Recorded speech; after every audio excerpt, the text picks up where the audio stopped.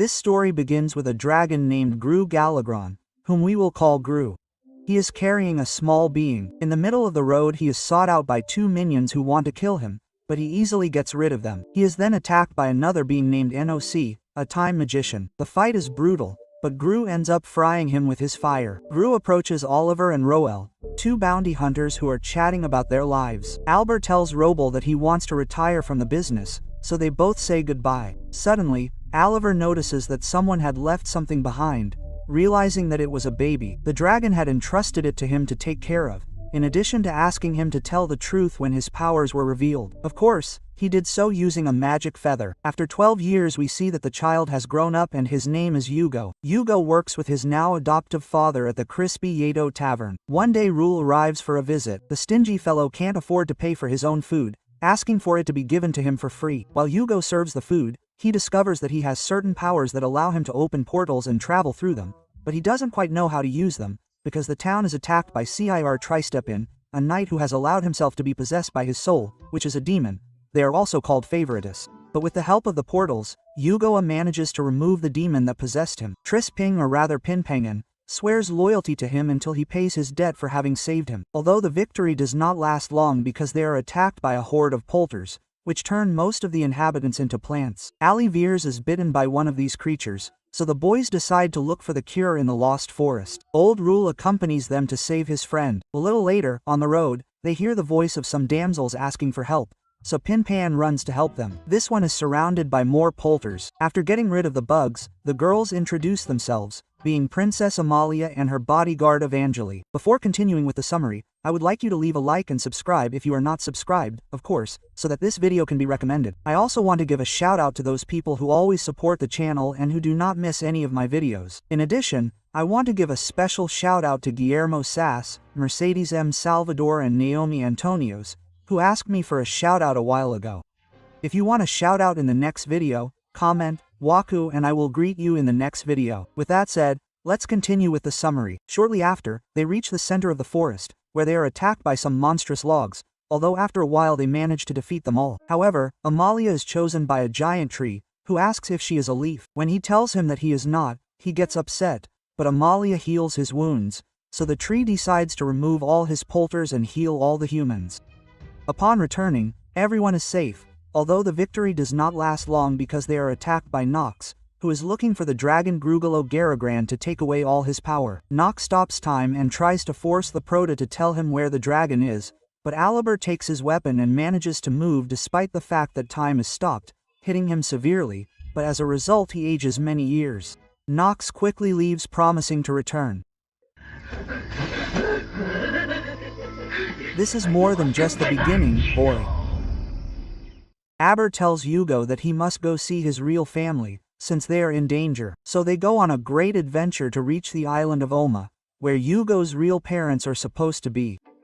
By the way, Amalia and Evangeline decide to accompany them. The first thing they do is go to the Kelber market to buy a map that will guide them to the island. However, upon reaching the market, it is being attacked by a guy who calls himself the Black Crow. He is destroying the entire market, throwing eggs that turn into crows. In the end, he leaves and the gang can't do anything. The merchants say that this being is always tormenting them, but they can't do anything to defend themselves. However, they recommend another store that is nearby, which is not attacked because it is underground. A short time later, they arrive at the store where they are greeted by Cabric and his wife Miranda, a pretty but very big furry. Before entering the store, she searches them to see if they have beds, or rather money. Realizing that Rule is extremely rich, she allows them to enter. Since they did not want to buy anything else, they get straight to the point and ask for a map, to which they are brought a super magic map like the one Dor had for the explorer. The difference is that this map is possessed by a demon. The woman makes them an offer. She'll give them the map if they catch the Black Crow, who's scaring away their customers. They accept, so they set up a makeshift shop and wait to be attacked. Shortly after, the bird attacks them. After an intense fight, the crow kidnaps Rule, so the boys follow him to a mountain where the crow reveals that he's a goat. He disguises himself as a crow to relieve stress a bit, since he used to be an adventurer and now he's boring. He proposes a duel, and if they manage to defeat him, he'll give them the map. Otherwise, he'll keep all their equipment and the adventure ends. The fight begins and after a while Yugo manages to beat him up with the help of his portals. Kabrak accepts his defeat and gives him the map. His wife arrives shortly after, but she acts like she's looking for things for the shop. But Mimi, how do you want me to renew our offer of rare items if I'm not going to do some shopping every now and then? Shortly after, while walking, Tristan hears some princesses in trouble, so he goes to save them. However, what he finds are some ugly princesses who are enchanted by the fact that they have kidnapped him and want to force him to kiss them to break the spell that makes them ugly. But if the kiss doesn't work, he turns into a toad. Yugo, Rule, Amali and Evangeline try to rescue him, but they can't enter because the castle is enchanted and only ugly princesses can enter. So they come up with a brilliant idea of disguising themselves as ugly princesses to be able to enter. Once inside, the princesses welcome them and invite them to take a bath. The prota tries to save Tristan, but he doesn't have time. Next, the princesses decide to hold a beauty contest in which Tristan would choose to kiss the prettiest girl. But when they see that Vangeline always wins, the princesses get angry and attack them, so they all fight each other. In the end, one of the princesses helps them escape because she regrets kidnapping boys. When they are outside, Tristan blows them a kiss, causing the spell to be broken. Ah, princesses, princesses, no, leave me one at least. Iophead has not learned his lesson yet. Although the princesses did not learn their lesson and continued rejecting their suitors. Well, I had not told you that these princesses were the most beautiful in the kingdom. All the men went to court them, but they rejected them brutally until a god arrived and punished them for having rejected them. Papu, leave your like if you have not left your like and subscribe if you like the WFU series, because I plan to upload the other 2 seasons. After escaping from the enchanted princesses, they arrive at a small village inhabited by strange gelatinous creatures called the puddlers. They are being attacked by a few intelligent bulls. The protagonists beat up the looting bulls, who promise to return to their gang, but the chief of the puddlers gets upset because now the loners will want revenge. Yugo promises to protect them, so they start by teaching them to protect themselves. Sad, Ping teaches them how to use weapons, while Vangeline sets up traps all over the village and Rule's old man does nothing. However, after a few hours, the bulls attack again. The poor puddlers do nothing, but when a little puddle protects Tristan from 2 bulls and Lisa comes out, the others are filled with courage, since they are almost indestructible. All the puddlers join in the fight, beating up the bulls again, but suddenly the biggest bull, the chief of the bulls, arrives. Yugo starts to bother him and challenges him to a duel. Wait a second.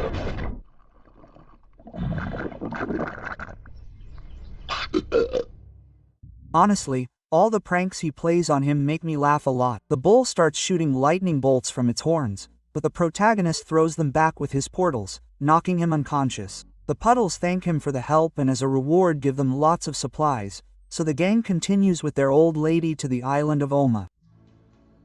On the way they ask the map for the best route, to which it tells them that they must pass through a gloomy town. Since the map is magic, they listen to it. As they approach the town they realize that all the people there are very strange. They act in a sinister manner. When they check into the inn they are served disgusting food and although they were very hungry they decide to go to sleep. But at night they are attacked by zombies who want to kidnap Amalia. The other kids arrive running, followed by a boy who proclaims himself to be the vampire count and kidnaps Evangeline. The gang has no choice but to go rescue Evangeline, while fleeing from a horde of zombies that relentlessly pursues them. Luckily, they manage to reach the castle, where the zombies stop chasing them. Upon entering, they find Evangeline in a catatonic state. The vampire then reappears, confessing that he wants Evangeline's body for his beloved girlfriend. In short, the now vampire used to be a guardian of a demon, but the demon corrupted him by possessing him. The vampire rips off Roel's shadow, turning him into a beast, but Yugo easily drives him away by throwing him a gold coin. Amalia uses all her power to stop the vampire before he can make the transition, but they fail to defeat him because his demon is very powerful. Trist is hit with a blow that knocks him out, and when it seemed that all was lost, Yugo's pet dog flies into his face, causing him to turn into a small creature. It turns out that he is allergic to tofu, an advantage that the gang takes advantage of by throwing the bird at him, and when he becomes small, they beat him up until they remove the demon. Everyone in the town and everything that had turned into monsters return to normal. The guardian thanks them for saving them by giving them a nice handcuff in his castle.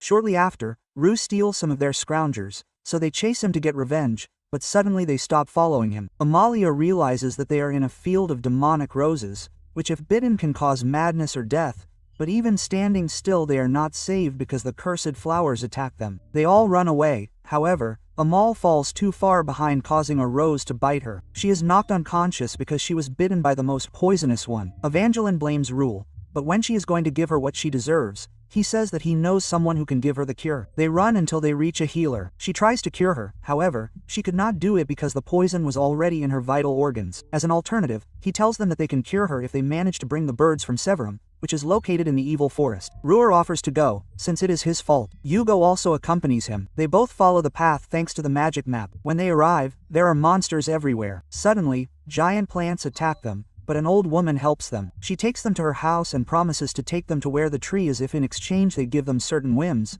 although as the hours go by they massage her, pamper her, do everything the old woman wants, but she does not help them. When she gets angry, she throws a comb at them, which reveals that the tree is her house. So they stop her and take some sap. The old woman chases them, but they manage to escape, thus managing to cure Malia.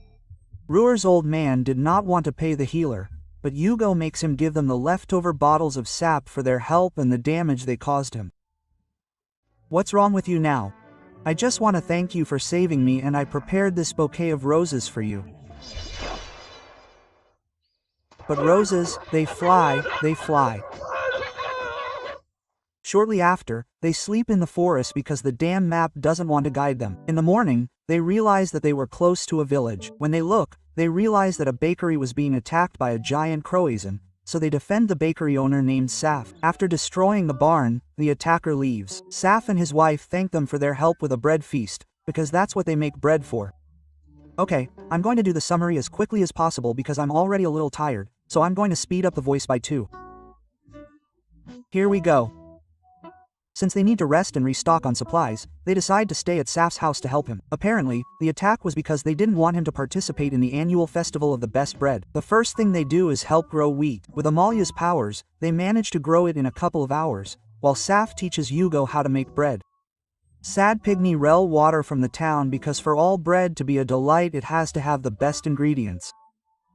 When the day of the contest arrives, Saf's father and other contestants appear. In the end, the winner Saf is also revealed to be the attacker of SF's father's girlfriend, but after being scolded, everything returns to normal and the gang is invited back to a banquet with the whole family. The next day, the protagonists have decided to leave early, but they can't get the map to talk. Then the grandfather tells them that the map is possessed by a demon that has been deceiving them from the beginning to get them lost and into trouble, and the right way to make it talk is to mistreat it so that it tells the truth. After they almost burn it, it gives them the true address of the island. Then they visit and remove the big one, an emissary, who bears bad news. It turns out that all the treasures of the kingdoms are mysteriously disappearing. Upon hearing this, Rule runs desperately to his backpack and it brutally swallows him. Everyone is left speechless and tries to help him, but they end up being swallowed by the backpack. It turns out that it is a dimensional backpack where anything can be stored. This backpack works as a house for Rule and he always used it to sleep. The stingy guy never shared it. He then takes a potion and disappears. The others, upon seeing what he did, also replicate it, appearing in another city. The bad thing is that they were not able to say goodbye to the baker's family. Rule runs wildly through the city until he reaches a house guarded by a servero. It turns out that this is his house, the Strutt family residence. To enter, he enters multiple passwords. When the door opens, he wants to enter alone, but the boys enter to see what he has, realizing that he is immensely rich but super stingy. Rule runs to his vault where he keeps an immense fortune, like that of a dragon. He knew he was rich, but not that much. That's taking greed to another level. Followed by the little Gilquito, who turns out not to be an emissary, but an absorbing genie, someone who eats harder materials to become just as strong. In this case, he eats gold to become as strong as gold. Yugo and the others try to rescue him, but the genie is very powerful, practically indestructible, because he can turn into what he eats. The genie beats them all up good, leaving them unconscious. At first, only Rule is left. According to him, he will defend his fortune with his life, defeating him in the easiest way by throwing some chocolate coins at him that when the genie eats them, they turn into a harmless little chocolate. But what's happening? What have you done to me? Oh, no, help me, I'm going to die. In the end, the miserable guy kicks them out of their house and when they wake up, He tells them that they fainted in the baker's house from eating too much chocolate. Yeah, of course.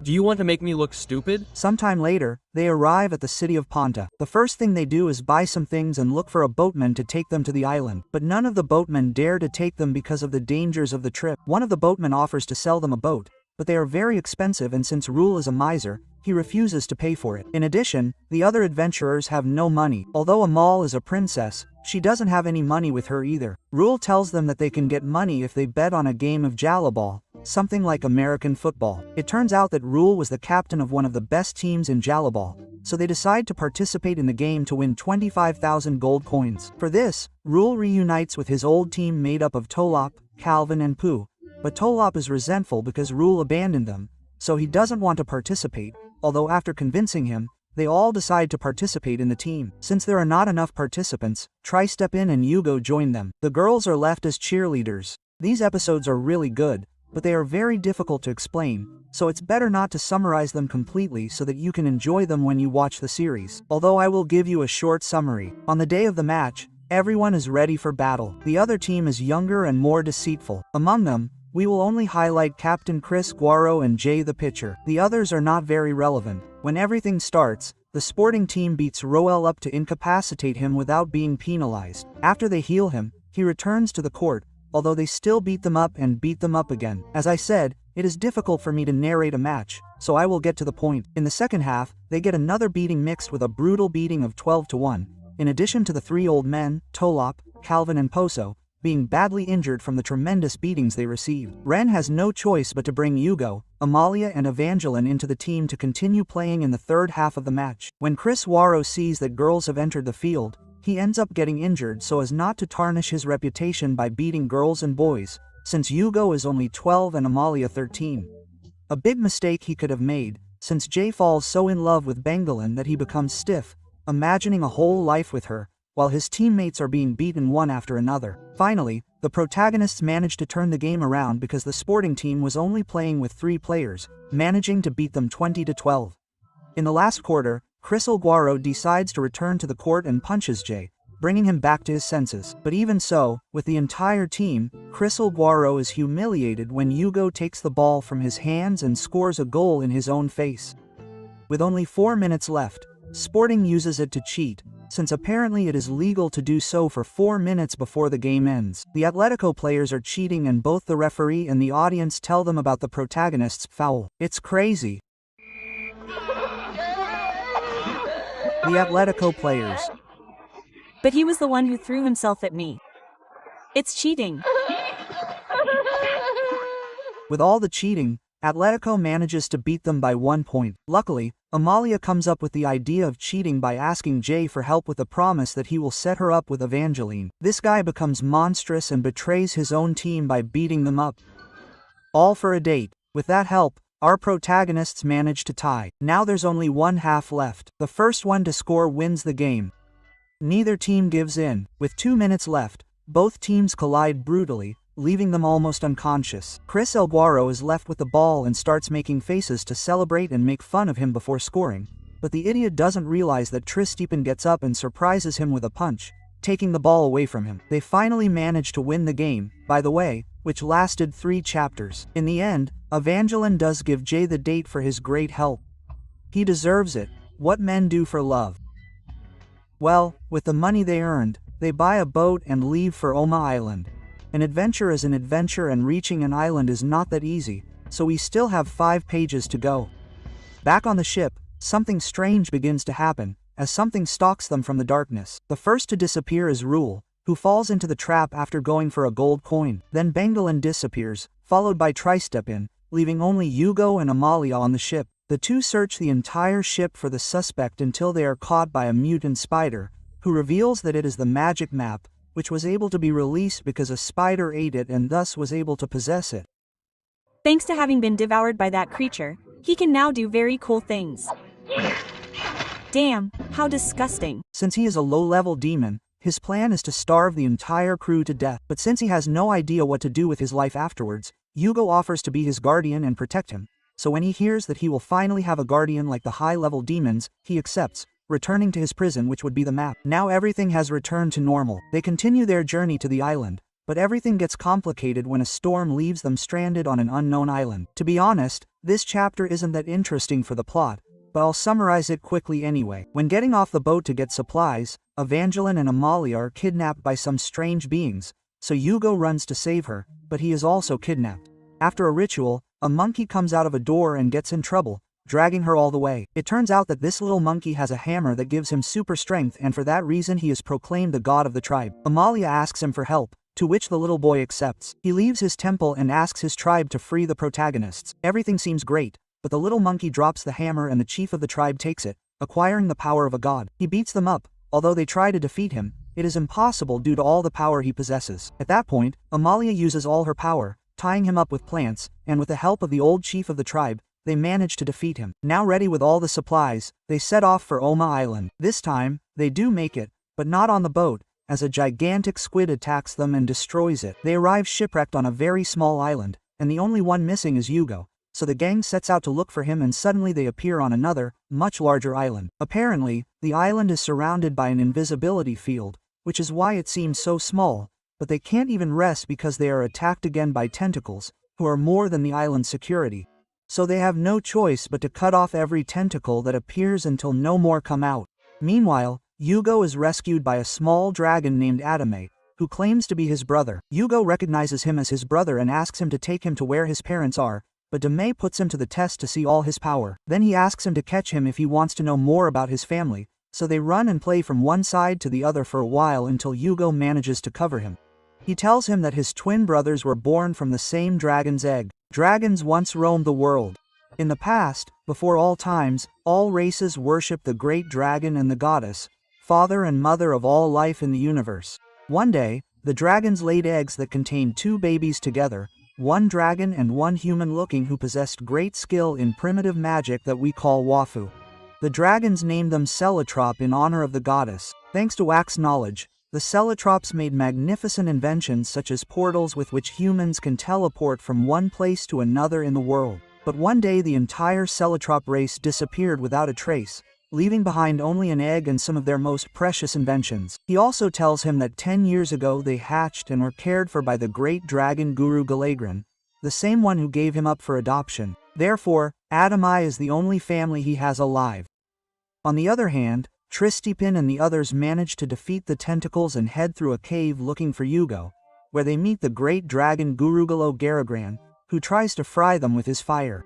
The protagonists cannot believe why the dragon attacks them if they are supposed to be benevolent, so they have no choice but to flee from the brutal fire attacks of this magnificent being. But then, Tristipin attacks the dragon with all his might and it throws him away, separating him from his sword. Then the dragon recognizes them as good people, having attacked them because of the demonic aura that the sword gave off. After that, Yugo arrives with Dame to inform them that Enoch is approaching the island, so they all head to the place where Nox's minions are, opening a portal. Then Enoch appears, ready to fight the dragon and steal all its energy. Rugalogragran, that is, the dragon teleports the protagonists to another place and he is left alone to fight Nox. The fight between the two is brutal, magnificent. Punches here, kicks there, Cupitajo de Fuego and many Dragon Balls. He doesn't stop time and still isn't able to defeat the powerful dragon that continues to beat him up. I must say that this fight is magnificent, but I'll summarize it quickly because I don't want to make the video too long. Meanwhile, the protagonists are cold on another island. They want to help Gru,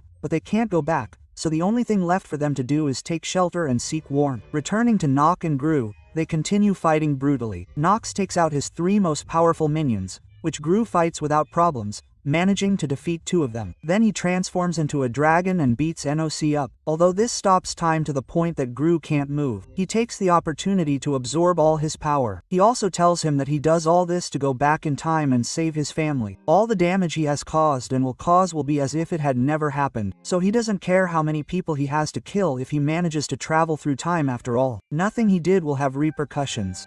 Gru, seeing himself defeated, does not allow his Wafu to be absorbed, so he self-explodes, leaving Nox very injured, and disappears completely. He then appears to the protagonists in a message in which he tells them that he is immortal, but will return to his Dofus, something like reincarnation. He asks Dame to take care of his Dofus and to warn the Sedita kingdom of Kanok to go to the kingdom to absorb the energy of the Tree of Life. The Tree of Life is the source of power for Amalia and her entire race, so if he does not absorb the Tree of Life, the entire Sedita race will disappear. As they must notify the Sedita kingdom and look for Gru's Dofus, the team splits up. Yugo and Adame go to another island in search of the Dofus, while Adame, Tristipin, Evangeline and Rule go to the Sedita kingdom. In order to reach the portal that will transport the Tret to the kingdom, they have to rent a boat. Luckily for them, an Alpha agrees to take them for a good amount of money. The cheapskate Rule pays for the trip with the magic map. On the way, they are attacked by some bandits, but Sad Pin and the others beat up the evildoers.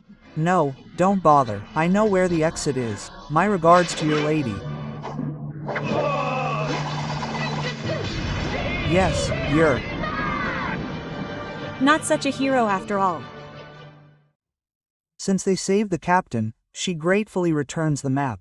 Upon reaching the kingdom, Amaya tells her brother everything about it, but he doesn't believe her. She is not allowed to try to tell the king, who is her father, because he is healing the Tree of Life, who is not feeling very well. On the other hand, Tristipin gets into trouble with the royal guard by challenging them to a duel to see which of the two warriors is more powerful. Trispin beats up the royal guard, but what he didn't count on was that the Prince Regent, Amalia's brother, would see the fight and challenge him to a duel.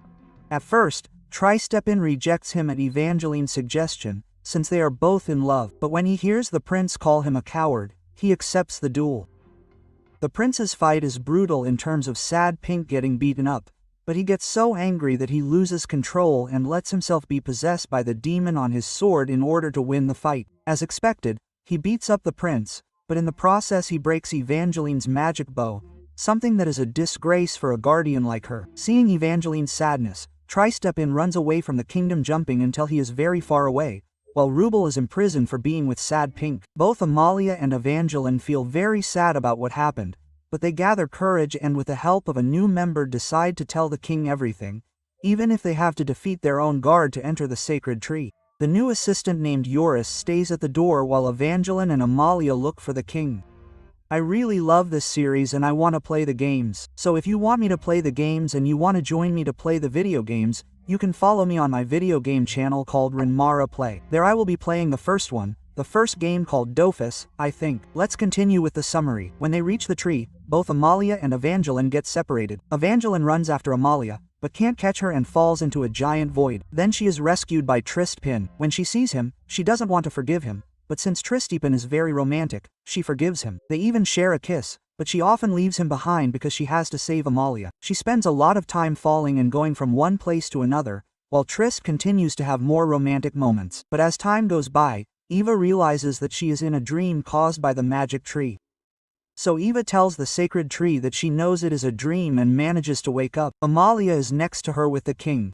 Eva asks the sacred tree to free them from that perfect dream and it sets them free. Finally, Amalia tells her father everything and he takes control, gathering his entire army to prepare for Nox's arrival. On the other hand, Rule escapes from prison with the help of a new little friend, the Sticky Mole. He easily escaped by getting into his dimensional backpack, so now the team is almost completely separated. Returning to Yugo and Adamai, they arrive at a very distant island in search of Gru's Dofu, but the complicated thing is that they have to find it on a deserted island where the only thing there is rocks. In the early hours, Adama teaches Yugo how to see the currents of Wakfu. Then they go into the cliffs in search of the path that leads them to the temple. But while Adame is collecting some fruits, he is attacked by a beast called Eagle. This is Nox's pet and was sent to capture Dame and take his Wakfu. Adame fights with all his might, but is damaged. Luckily Yugo arrives to rescue them. From then on they spend their time running away from the little tiger. This one is very powerful due to the collar he wears. The two protagonists manage to escape from the tiger while it falls off the cliff. Shortly after they arrive at a small village where they spend the night, but the next day they are awakened by the guardian of the place. After a small fight they discover that they are in the temple they were looking for. Yugo convinces the guardian that he was sent by the dragon to recover his Dofus. Although he does not believe him, he lets him pass. After a few tests and defeating some stone golems, Yugo manages to take Gru's Dofus. On the other hand, Adama is chased by Igel, who is rescued and healed by a girl. Igor eats Adama in his most vulnerable form, a tofu, but since he saw that the girl got sad when he told her that he is a bad kitten, Igel decides to throw it up and keep the girl because she reminded him of his old mistress, the daughter of Nox. At least the strange tiger had a happy ending. Returning with Sad Pin, he is in the desert very sad, although his sword Ruelak tries to cheer him up by telling him that the prince was beaten up. Trist feels devastated for breaking Eva's bow. He thinks that she will never forgive him, so he decides to abandon the guardian because he thinks he does not deserve it. He buries Rudik and walks aimlessly through the desert. His entire back is burned from so much sun. Even his conscience tried to help him, but he still doesn't care about his life until he discovers that he has reached his master's temple. He thought he was dead, so he laments at his grave, but suddenly he appears alive. He tells him that he is not dead, but that he was resting. He then tells him that he should not give up and encourages him to recover his sword and be the guardian that he is destined to be. But first he has to face Rudik to earn his respect. They set out for the place where he buried him, but suddenly he realizes that Rudelak escaped and now wants revenge. When Rudelak attacks, Gultar breaks his mother, then frees him so that they can have a fight with him. They both start a good fight. Rudik has everything to win because of his immense power, in addition to the fact that each time he is hit he grows more, but Trist does not give up and beats him up almost at the cost of his life. He ends up defeating him with headbutts. Rudy Lag accepts that Tristepin is very strong, so he now has great respect for him, accepting him back as his guardian. Now that they have made peace, they are ready to reunite with the Brotherhood. Back with Amalia and Eva, they are preparing for war, as is the entire Sedita village. Meanwhile, Yugo Adame approaches the island, but they are arrested by the royal guard, who believe they are Nox's minions. However, when they are taken before the king, he recognizes them. Shortly after, an alert arrives from the soldiers, who warn that No Clothes army is attacking, so the king, the prince, and his entire army confront them to prevent them from making the portal that will bring NOC and his giant clock. On the other hand, Eva searches for Malia because she is resting in the forest, but while looking for her, she encounters a very powerful being who attacks her. This is one of NX's minions, whose job is to create another portal in the forest. Eva fights the monster, but she can't defeat it, so she goes out to look for help. It chases her until it corners her in a house, and when it is about to turn her into a puppet, Tristepin appears out of nowhere to save her. But this time it is not a dream, this time it is real. Yugo appears next to Dame and Amalia. The four of them beat up the monster, although it escapes when they take their eyes off it. Then the monster activates the portal where No appears with his giant watch. Tremble, Ser Kingdom, your end has come.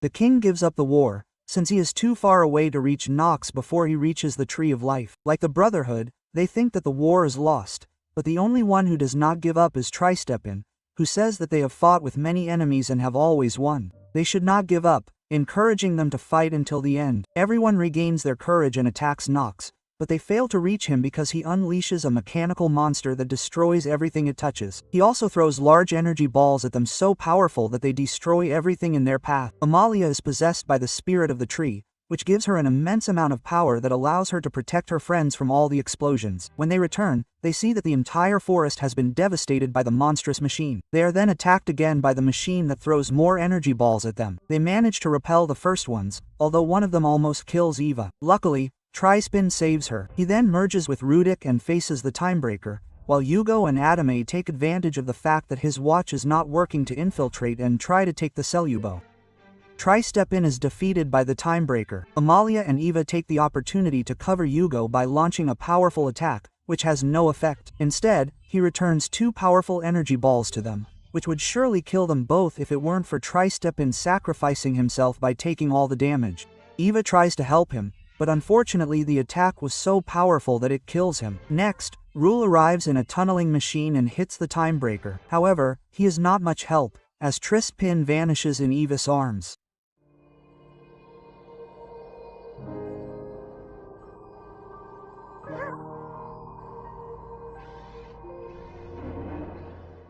When the Timebreaker gets back up, Yoris appears and destroys it with a brutal blow. On the other hand, Nox manages to reach the Tree of Life and begins to absorb all its power. As a result, all the Adidas turn into wooden logs. While Yugo and Adame face Nox, Adame DJ evolves at the moment Nox stops time, so he becomes bigger and more powerful. Yugo takes advantage of the situation to approach Selakubo and, using the Dofus, absorbs a large amount of Wakfu and teleports to another place, although it was too late for the Tree of Life because it had absorbed almost all of its energy. Yugo now has immeasurable power, so he puts up a good fight against Nox. The latter tries to hit him, but Yug is much faster until Nock decides to stop time with his most powerful spell. But even then he doesn't manage to hit him because he escapes at the last second. Yugo uses his portals and gives him a real beating. When he is about to deliver the final blow, he sees a monster on top of a mountain, which distracts him. At this point, Nock takes advantage to knock him out. True, I have no idea what that monster was, but now Nock no longer has anyone to stop his evil plan, so he proceeds to use all of Selakubo's remaining energy to go back in time and save his family. Everything seemed to be going perfectly. Time rewound and the Adidas were revived. But unfortunately, he only went back 20 minutes into the past before he went to the Tree of Life. This disappoints him greatly because he spent 200 years collecting energy for the cube, but he could only travel 20 minutes into the past. He is totally disappointed. The king and his entire army surround them to eliminate him once and for all, but Yugo stops them and lets him escape. For what reason? I don't know. It's fine that everything he did was to travel to the past and save his family, but that doesn't exempt him from all the damage he caused. After the chaos, everyone celebrates the victory, although one of the greats left never to return. Poor sad warrior, we will keep you in our hearts. At the end of the chapter, everyone is at the statue of Tristepin, remembering him as a legend, a true legend. Thus ends the first season of Wakfu. This anime has 3 seasons. If you want the summary of the second season, ask me in the comments. Thanks for all the support. If you liked the video, don't forget to subscribe and follow me on my other social networks. As an extra, I should mention that Nox commits suicide at the end of the first season, so don't expect her return. 10,000 likes and I'll recap the second season. Without anything else to say, bye Papas.